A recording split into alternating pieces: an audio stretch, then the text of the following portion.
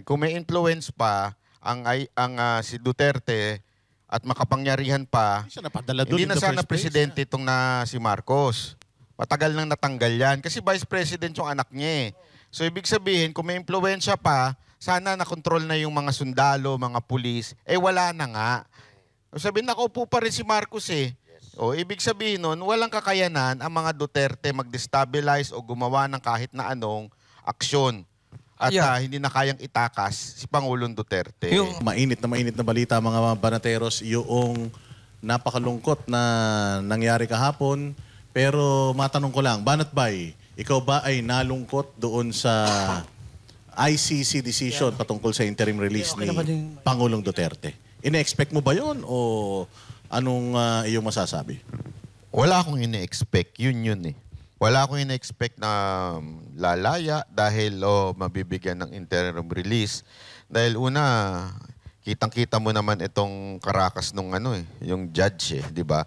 Simula pa lang nung bitaw niya, medyo tablado na kaagad yung mga opinion ng ating defense. At makikita mo rin na talagang medyo sa una pa lang nakikinig na sila doon sa mga opinion ng mainstream media, mga opinion ng tao, at hindi nakabase sa ebidensya. Yun yung una pa lang bitaw niya, na mga una pa lang na sinasabi niya, ramdam mo na eh. Ramdam mo na wala na. Simula pa lang, pinakikinggan na nila yung mainstream. Paano pa? Alam naman natin ng mainstream media, ano yan sa Pangulong Duterte. Coach Oli, ikaw, ano ba ang mga opinion at saka nakukuha mong reaksyon mula sa iyong mga followers and viewers? Halo-halo. Actually, may mga nalulungkot and meron ding ine-expect ganito na mangyayari. Kasi unang-una pa lang, hindi ko makalimutan, nung binitbit si Tatay Digong papunta sa Dahig, nandito kami, kino-cover namin yon natin nasa SMNI. Ang sinabi ko noon, possibly, I hope I'm wrong, but I think I'm right, na huling pagkikita na natin kay PRRD yun. Kasi itong ICC is not it's a political court. Parang kongreso yan eh. Tingnan mo, sa kongreso, ang gustong ipa-impeach yung 150 million na confidential funds, pero yung bilyon-bilyong ninakaw nung pinsan ng presidente, hindi mapa-impeach. Same thing dito. This is political. Ang masakit nito, merong say dito ang ibang bansa. Ano to? Pinopondohan to ng ibang bansa. Kaya nga tayo, ibinigay na natin yung soberanya natin sa ibang bansa eh. Control tayo. Malamang-lamang ito ng Amerika. Kaya masakit eh. Dahil nabalik tayo sa dating isinuka natin, damay tayo. Master Judea, nasa ano kayata niyan eh? Nasa Bicol kayata habang nagaganap. Yes, nasa Bicol. Pero nakasubaybay ako. Kaya nga, kamusta naman ang iyong mga followers patungkol dito sa desisyon ng ICC? Well, sa atin, brother, wala naman wala naman talaga tayo ibang inaasahan kundi ito. Kumbaga, we still hope na maiba yung desisyon ng ICC. Pero ito kasi, ito yung isang bagay na kapag sinimulan mo ng mali, matatapos ito ng mali. Ngayon, marahil ay nandyan pa sila, marahil ay naiipit pa nila si Pangulong Duterte, but there will come a time na babalik na din ang mundo. Kasi eto nga, sinimulan mo ng mali, matatapos ito ng mali. At ang nakakatawa dito sa Pilipinas, yung isang tao, isang presidente na naglinis at lumaban sa mga adik, ipina-kidnap ng pinaghihilaan na adik. Ikaw naman, paring Jay. Paring Jay, ha? Paring Jay. Oo, kamusta naman ang iyong ano masasabi mo dito sa desisyon ng ICC patungkol sa rejection ng interim release ni Pangulong Duterte? Nakakalungkot na nakakatawa. Unahin natin yung nakakatawa. Ngayon lang natin nalaman na si Imelda Papin, na nasa ICC. Nasa ICC pa. Ay, hindi ba yan? Kala ko si Imelda Papin. Claire de la Fuente yata yan. Ang nakakalungkot dito, yung naging best presidente ng Pilipinas ay, yan nga, pinapahirapan. Pero yung sinasabing adik na presidente, na nanggaling pa sa bibig ng kapatid niya, malaya. At hanggang ngayon, alam niyo yun, parang sinasamba pa ng mga makakaliwa at ng mga dilawan na kung saan ilang taon silang nagsukahan. Ang nakakalungkot nga dito, baka hindi natularan etong mga ganitong kasing galing na presidente ng iba pang mga susunod na mga magiging presidente. Kasi katulad niyan, si Pangulong Duterte, ginawa niya lahat para sa bayan. Tapos ang sukli, yung pagpapahirap sa kanya. Nakakatakot na baka wala ng presidente na gumawa ng maayos na na kanilang gawain dahil baka matakot dahil nga dito sa ginawa kay Pangulong Duterte. Ayun, ito, Sir Jack. Ikaw, ano naman ang iyong opinion patungkol dito? Alam natin na si Pangulong Duterte para sa mga Pilipino ang pinakamagaling, pinakamaayos na presidente. Pero ito, iba ang naging desisyon ng ICC. Para sa akin, Para sa akin. para sa inyo, para sa akin wala kasi ng puso, makapasko, Kahit man lang pala kasi man lang nakuha na yung Pasko, kakaliw yan, palit nyo ulit. Diba? Pero ko yun, para sa akin, hindi ako nawawala ng pag-asa, pero hanggat nakaupo yan, mga yan, medyo malako Gagawin nila lahat, diba? Kahakwat ng ang ibang lahi. Kawawa tayo Yun lang. Sana makauwi siya. Umaasa tayo lahat. Paring RJ, bago natin buksan yung ating topic, kasi didiscuss natin kung ano yung mga grounds, ano yung mga grounds na ginamit ng mga lawyers defense ni Pangulong Duterte na nireject ng ICC. Anong masasabi mo dyan sa desisyon? Sa palagay ko, kahit si PRRD, expected na niya na ganun tang magiging desisyon. Kasi biruin mo, hindi siya dumalo doon. Kumbaga, pwede naman. At isa pang iniisip ko dyan para hindi mapukaw yung damdamin at hindi magalit lalo yung mga Pilipino, talagang hindi na siya nagpakita sa mga tao. Isa pa, based sa sinabi ni Attorney Harry Roque, yung ICC, malapit na daw i-demolish yan. Nung mga panahon na yan, nung bago si PRRD. Kasi wala nga silang kaso na nililitis. Ngayon, si PRRD kasi is a big fish. Sikat na sikat si PRRD sa buong mundo. Kaya parang ito na yung pagkakataon nila na hindi sila ma-demolish. Ngayon, hindi talaga nila papakawalan yan si PRRD. Kasi once na pinakawalan nila yan o hinayaan nilang matuloy yung interim release, parang mangyayari niyan. Wala talagang pinapakita lang sa buong mundo na wala talagang kwenta yung ICC. So gagawin talaga nila ang lahat para nga naman hanggang sa dulo, hanggang mapapakinabangan nila si PRRD, hindi nila papaalisin yan. Ngayon, merong sinabing batas dyan patungkol sa dito sa dahig. Pag 80 years old na daw ang isang nakakulong, pinapakawalan na daw nila. So eto si PRRD is 80 years old na. Bakit? Hindi, pero alam mo, pag-usapan din natin kasi since ang ating is tungkol sa boses ng bayan, importanteng yung topic na may mga netizen na sinisisi si Attorney Kaufman. Anong masasabi ninyo dyan na sinisisi si Attorney Kaufman tungkol dito na parang mahina daw yung defense? Anong masasabi nyo? Hindi, ako, simulan muna natin dito, Banat Bay, sa yung anim na nila, parang yung appeal nila. Bali, merong kasing appeal yung defense, 6 yun. Pag-usapan natin yun, and then puntahan natin yung mixed comment sa mga netizen at sinisisi si Kaufman.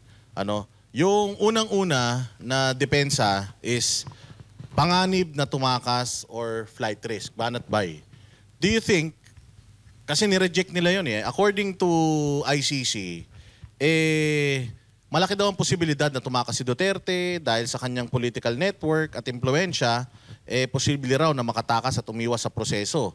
Hindi daw tiyak na hindi nga siya tatakas dahil, ayun nga, marami siyang suporta dito sa Pilipinas. So, panganib na tumakas, flight risk, Banat Bay. Paano magiging flight risk nasa ibang bansa? Kontrolado naman nila yung gobyerno doon. So, hindi flight risk yun. Yun, napaka-obvious na eh. Yung mga dahilan nga, medyo wala na. Sabit lang tang dahilan ng ICC. Dahil una yung sinasabing flight risk, napaka-imposible nun. Napaka-imposible nun dahil gobyerno naman eh. Kahit naman siya palabasin, nandun pa rin. Paano tatakas yan? Ganun ba kahina ang Netherlands para mapatakas siya? Hindi katulad yan sa Pilipinas na ang higpit-higpit ng immigration pero yung taga-Pogo nakatakas. Hindi naman ganun ang Pilipinas eh. Netherlands yan, napakahirap dyan, napaka-stricto dyan. Lalo na Europe yan, hindi ho ganun kadali na umalis ho sa buong Europa. Kaya malabo yun. Alam mo, para sa akin, mas maganda talaga nandito si PRRD. No? Kahit nakakulong o nasa ospital, maganda nandito. At least nasa bayan niya. Yun naman ang hiling lang natin eh. Yung excuse na yon na baka makatakas, may flight risk, medyo pangtanga yun.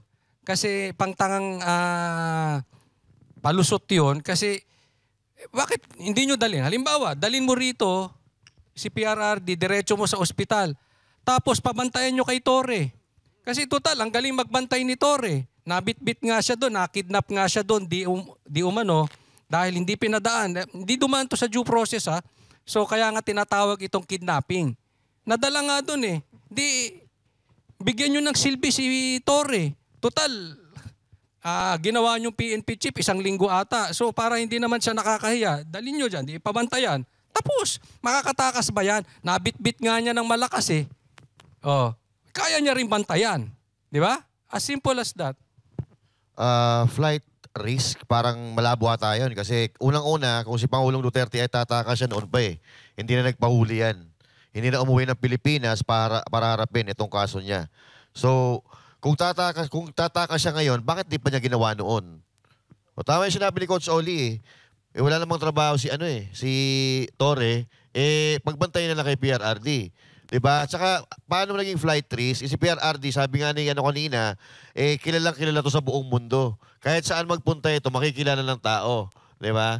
Kahit tumakas si PRRD dahil siya ay kilala ng halos lahat ng taong Pilipino, even sa ibang bansa, hindi siya makapagtago.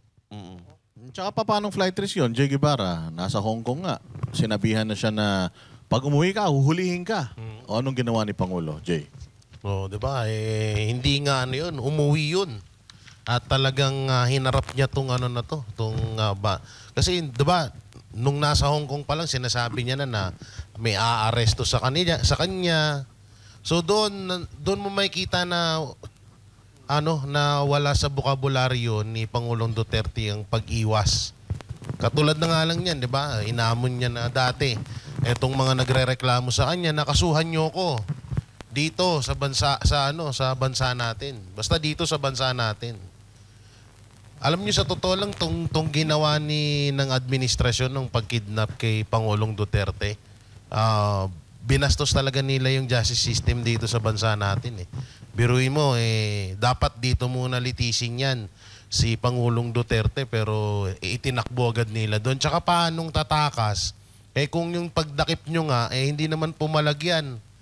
At hindi nga partida, Vice President pa yung anak niyan pero hindi man lang nila. Kaya nga yung iba sinasabing makapangyarihan ng mga Duterte. Paano magiging makapangyarihan?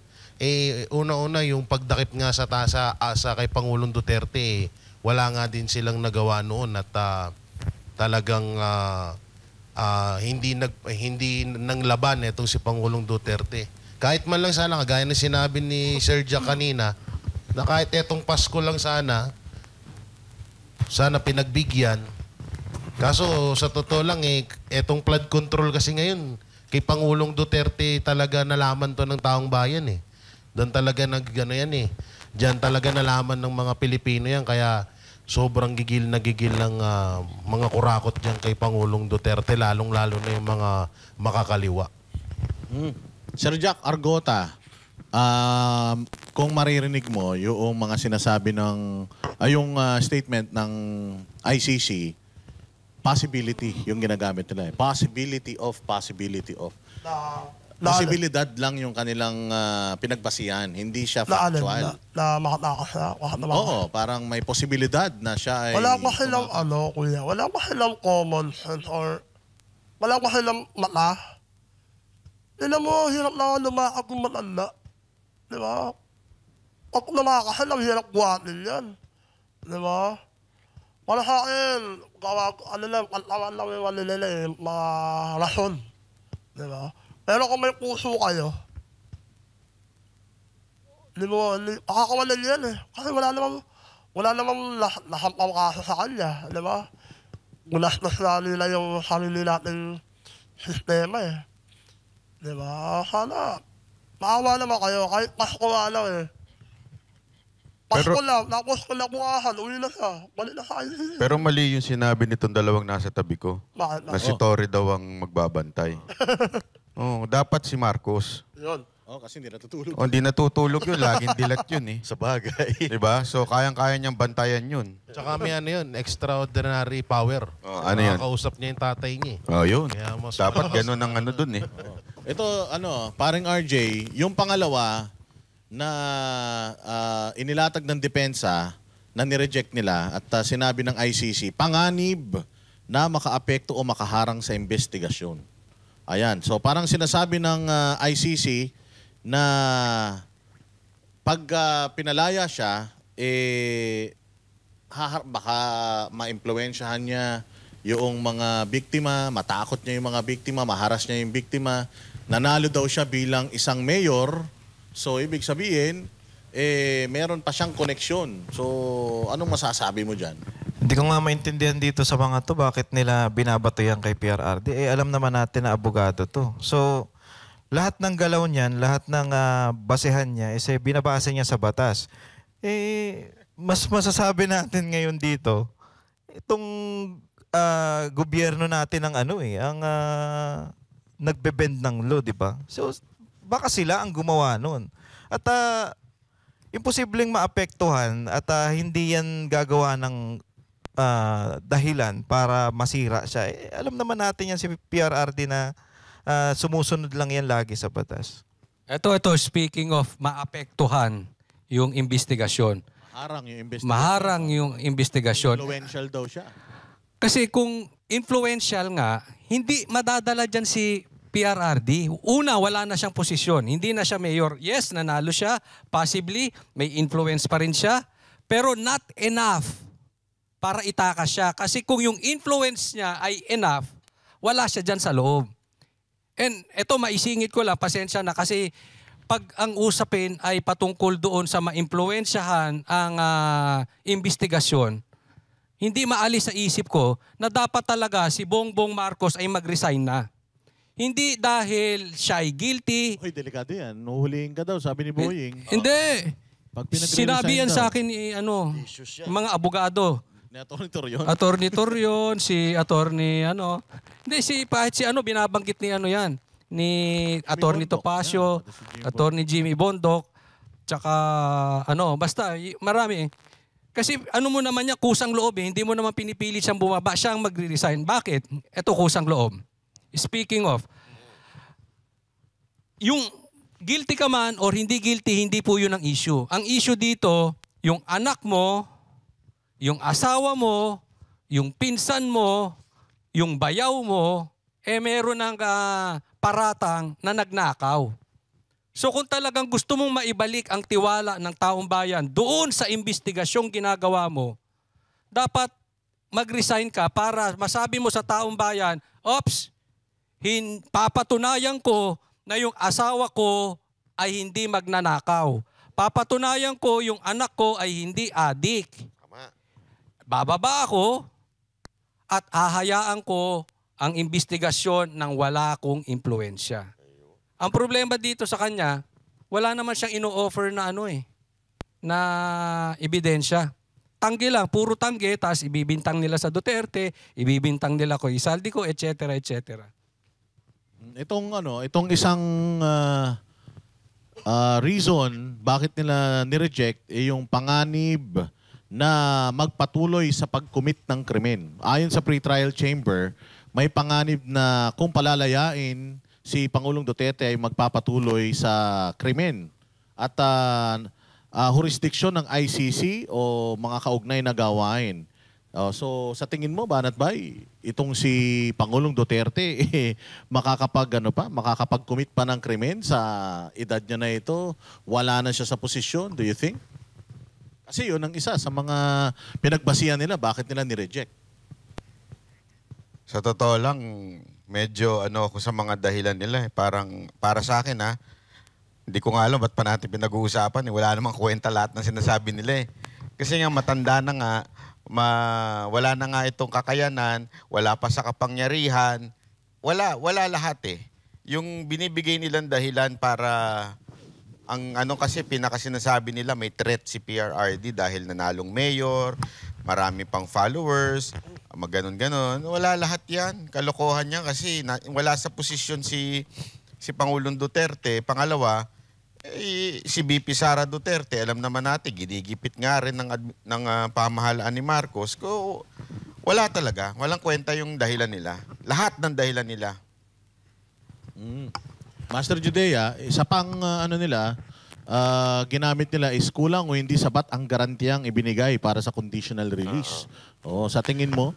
Sa akin, doon muna sa baka magawa ni PRRD yung mga dati na ginagawa, nasabi-sabi nila. Malabo yun kasi katulad yan ng naka-house arrest may mga bantayan Babantayan siya at all eyes on him. Paano pa siya makakagawa Baka hindi nga siya makakilos ng normal na tao. So now, yung question mo ulit, Boss D. Na kulang o hindi sapat ang garantiyang ibinigay para sa kanyang conditional release. Ano pa bang rason ang kailangan ninyo na yung edad nga lang niya na 80 anyos Isa ng dahilan yun kung bakit niyo siya dapat palayain. Diba? Yung edad niya at yung health niya ngayon na inirereklamo, hindi naman inirereklamo, yung ibinabalita ng kanyang doktor, ng kanyang pamilya, isa na yon sa mga dahilan kung bakit siya pwedeng... Ang tinatanong nga doon, ang sinasabi nga ng opposition doon, hindi naman siya ang gagawa, yung iba. So, yung influensya niya, yung network niya, yun ang gagawa daw ng threat. Ano masasabi mo doon? Sa akin, di ba yung pag naka-house arrest ka, bantay sarado ka pa rin. Hindi mo pa rin magagawa yung normal mong ginagawa Bibigyan mo si PRRD ng telepono. Minsan nga, bawal mag-telepono So, sa akin, sa akin hindi na all eyes on him Hindi na siya makakagawa kung sakali man na meron na at gagawin niya kung yung mga binibintang.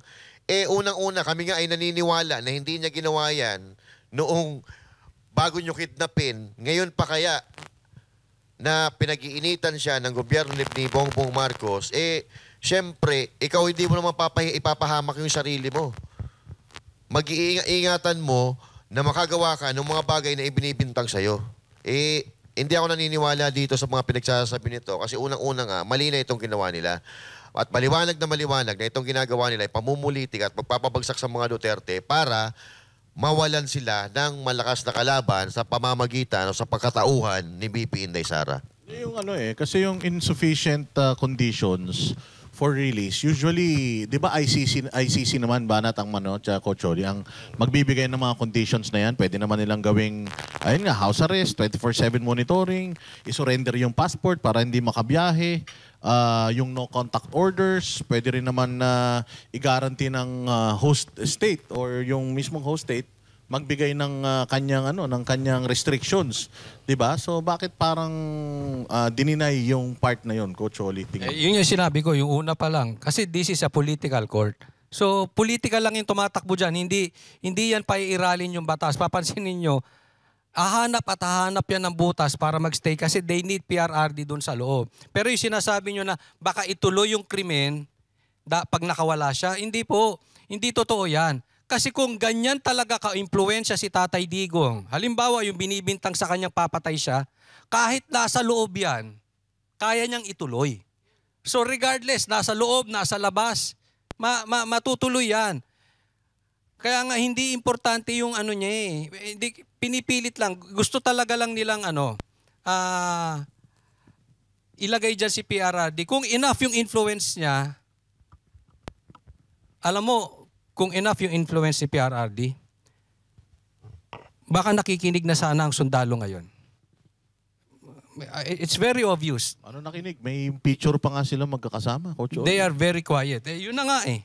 So doon pala makikita na natin. Parang sinasabi ni Coach Oli, ganito lang yan. Kung may influence pa si Duterte at makapangyarihan pa, Hindi siya napadala doon hindi in na the sana first place, presidente itong na si Marcos. Matagal nang natanggal yan. Kasi vice president yung anak niya eh. So ibig sabihin, kung may influensya pa, sana nakontrol na yung mga sundalo, mga pulis. Wala na nga.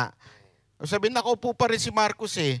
O, ibig sabihin nun, walang kakayanan ang mga Duterte mag-destabilize o gumawa ng kahit na anong aksyon. At hindi na kayang itakas si Pangulong Duterte. Yung after all na sinabi nung kapatid niya, I mean, that is enough reason na dapat mag-submit na sa AFP, even sa cabinet members, ito si Bongbong. Doon pa lang, kikita mo wala na eh. Wala na yung enough influence as of the moment. Do you think yung local political issues natin ngayon, do you think kino-consider yan ng ICC doon sa kaso ni Pangulong Duterte? Kasi itong mga sinasabi natin, ito yung mga local na issues natin ngayon. O sa tingin mo, nag-fail ba si Kaufman na isama sa argumento niya yung nangyayari dito sa Pilipinas? Ako, hindi ko alam kung yung katulad kay Attorney Kaufman, siya pa sinisisi. Actually, hindi ko nabalitaan yon. Pero medyo kung sino man yung gumagawa, masyadong malayo. Kasi dapat, they should understand that this is political nga. Hindi to kasalanan kasi sabi, palakpakan si Kaufman, siya lang ang nakinabang, etc. Possibly, na nakinabang siya. Pero hindi ibig sabihin, hindi niya ginawa yung tama niyang trabaho.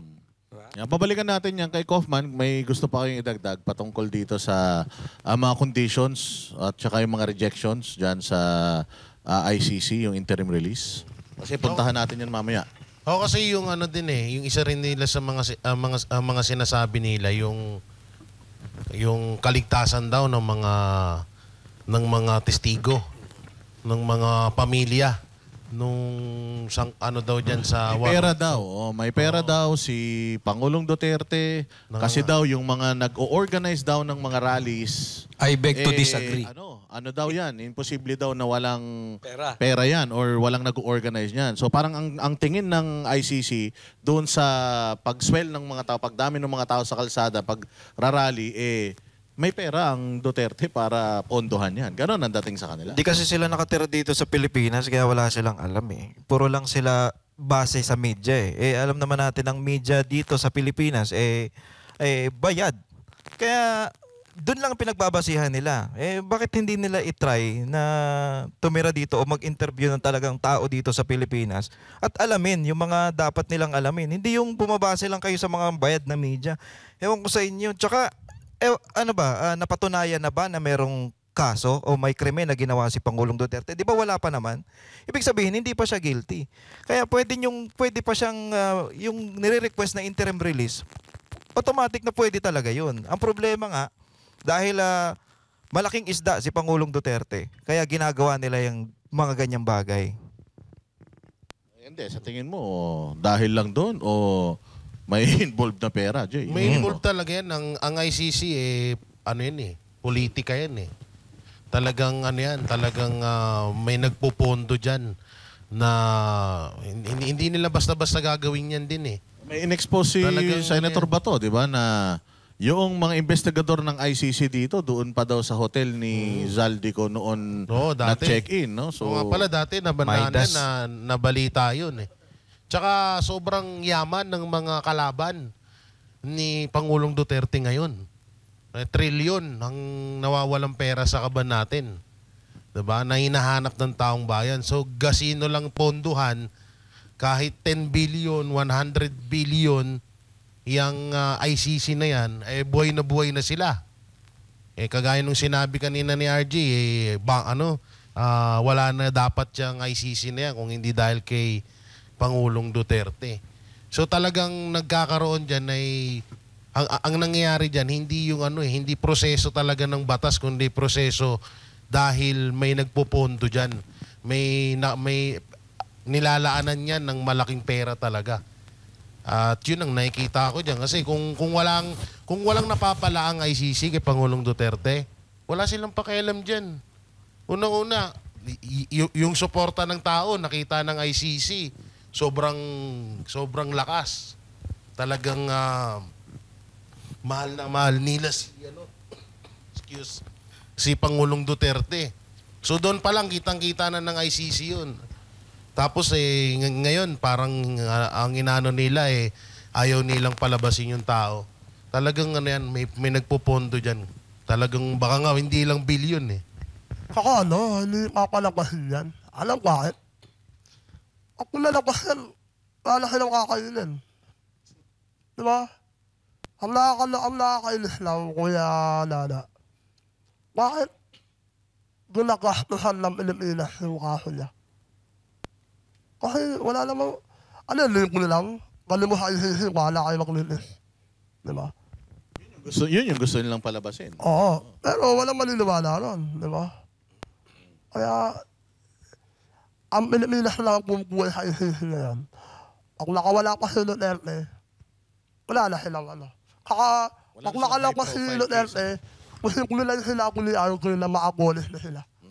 Kaya nakatakot sila. Yan lang. Ito, before tayo mapunta doon kay Kaufman, gusto ko lang malaman yung opinion ni Banat. Kasi si Pangulong Duterte, before yung hearing, nag-wave siya ng kanyang right para mag-appear. Do you think, Banat, in-expect na din nito ni Pangulong Duterte kasi hindi niya pinresenta yung sarili niya Kasi alam naman natin, si Pangulong Duterte, sigurado medyo nangayayat na yan. Talagang medyo, kasi nagde-deteriorate na nga daw yung health. So, sa pagkakakilala mo kay Pangulong Duterte, tingin mo, alam niya na itong magiging desisyon and ano kaya ang reason behind sa hindi niya pagharap dito sa, sa chamber na ito? One, alam niya na political. Second, alam niya ng political, alam niya na hindi mapapagbigyan. Pangalawa, ayaw siyang kaawaan. Ayaw ni PRRD ng ganun Yung parang ang dating is kakaawaan siya o bibigyan siya ng importansya. Hindi niya gusto yan. Yung mga ganong eksena. Ngayon. Ayan yung waiver. Kita nyo nga sa screen, yung kanyang waiver. Ayaw niyang humarap. Alam niya. Alam niya na walang mangyayari dito. Tsaka, yun na nga, yung sinabi ni Bay, hindi naman tumadrama Pansin natin, di ba, yung cheque before, hindi katulad nung, iba siya talaga sa ibang politiko. Yung iba, pinagmamalaki, ultimo bigas, kailangan nandoon pangalan. Hindi style ni PRRD yan Hindi siya optics na tao. Hindi siya naghahanap ng atensyon. Hindi siya parang si Boying na gusto laging press. Hindi siya ganun Siya organic. Mahal siya ng tao, hindi dahil labas siya ng labas. Organic. So, alam niya, wala siyang i-expect doon. Hindi niya kailangan magpaawa. Hindi niya kailangang ibalandra yung pagmumukha niya. Kayo na mag-decide. Parang hindi niya hinayaan na iparada siya ng ICC. Yes. Kasi siyempre, makikita, matutuwa lalo. Nakita niyo naman, may mga video, nagpapalakpakan Yes. yung mga nanay ng mga adik, ng mga adik. Sabi nga mga senior, bakit puro daw senior yun Nagpapalakpakan. So, siyempre, pag nakita pa nila, do you think hindi dinignify ni Pangulong Duterte kanilang kasiyahan? Kita siyang... Yes. Kuya, alam ni PRRD Kaya Alam ni tungkol kay napapalakpakan ng mga lain ng mga Adik. Alala mo sa sila? Yung nakamali na script? Naalala ko na naman Papalatan ko kayo mamaya. Naalala ko siya I remember this woman. Ayun. I remember you English Tsaka Pinost ko yan Nagpaya So, mamaya Kuya Alcon. Tsaka lahat sila parang nakamas. Bakit nakamas yung mga yun na-observe ko nakakapagtaka Nakakapagtaka yung Ito talaga si attorney Pukerat yung kamukha nung Yung isa pang nasa gilid, talagang tinatakip niya yung buhok niya mahaba. Tinatago. Nakita niyo ba yan? Yan, sir. Ikaw, sa pagkakilala mo kay Pangulong Duterte, Si PRRD, iniisip nyo pa lang ngayon, nyo pa lang, pinagdaanan nyo na yan. Gagawin nyo pa lang, naisip na niya na gagawin ninyo. Kaya, hindi ipifeed ni PRRD yung mga orgasm ninyo para makita na napapahiya si Pangulong Duterte.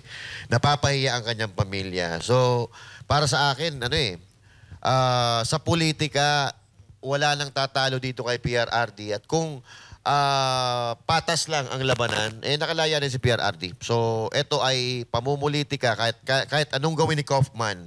Hirap na hirap si Kaufman dahil nga ito'y politika. Pero kung ano lang, kung patas lang, kung usapang abogaduhan lang ang laban, wala na yan. Nakalaya na yan. Kaso, may pera na involved dito. Madagdag ko lang yung mga namatayan dyan, nakikiramay po kami sa inyo. Pero ako, payo ko lang sa mga nanay, turuan nyo yung mga anak nyo maging adik. Tapos isisisi nyo kung kaninong pulis o yung kung ano. Hindi. Dapat, accountable ka rin.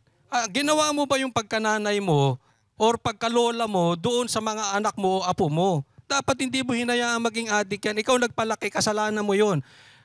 Kung yan ay lumaki at dapat ay dahil adik, walang dapat sisihin kung hindi ikaw. Sinabi Sinabi to ni Pangulong Duterte na alam niya na kung ano yung kanyang kahihinatnan, no? Sa kanyang pagtatrabaho para sa bayang Pilipinas, sa kanyang paglilinis sa mga katiwalian, sa droga sa Pilipinas, alam niya na babalikan siya nito kasi syempre, matatapos ang termino mo pero ang mga magnanakaw dito sa Pilipinas, hindi naman nauubos yan, hindi naman natatapos ang termino ng mga yan So makikita natin si Pangulong Duterte na parang inaano niya na ayaw niya talagang payagan na itong mga kawatan na ito mamayani. So dahil doon, nakakulong siya ngayon dyan sa ICC. Yes. So, di ba? Jay? Balikan ko yung kanina, yung doon sa mga nanay. Yan. Mabibilang mo talaga no? Mabibilang mo yung tao dyan. Biruin nyo yun, no? Ilang milyon ang sinalba. Ilang milyon ang sinalba ni Pangulong Duterte nung panahon niya sa pagiging presidente. Ilang milyong Pilipino ang sinalba niya para maiwas sa kapahamakan at unang-una nga dyan yung sa droga. Tapos yung pinapaniwalaan ngayon ng ibang tao, yung iilan na yan, yung iilang mga nakaupo na yan dyan, ng mga nanay. Dito naman sa mga nanay na to, hindi natin to masyado silang, kasi alam naman na natin na sumusunod sila. Halata namang by script itong nila Etong ginagawa nila dito, mapapansin nyo pa nga dyan, yung iba halos mata na lang, yung iba kahit nga mata, hindi mo makita. So natatakot, nahihiya. At may isa pa nga dito na sinasabi na delikado daw yung buhay ng mga yan kapag nakauwi si Pangulong Duterte. Kung iisipin nyo maigi, bakit nung panahon... Hindi nga natin kilala mga yan. Ang unang-una, nung nandito si Pangulong Duterte sa Pilipinas, bakit hindi niya na agad din mga yan? Tapos kapag nakabalik, tsaka lang magiging panganib si Pangulong Duterte sa kanila. Pero merong dyan, sabi nila, bakit daw yung mga Pilipino sa dahig may paiyak-iyak pa? Ano masasabi niyo dyan? Pero bago tayo magpatuloy, mag-break muna tayo. Okay? Pagbalikan natin yan, pag-usapan din natin yung reaction naman ng mga pro-Duterte sa nangyari sa ICC.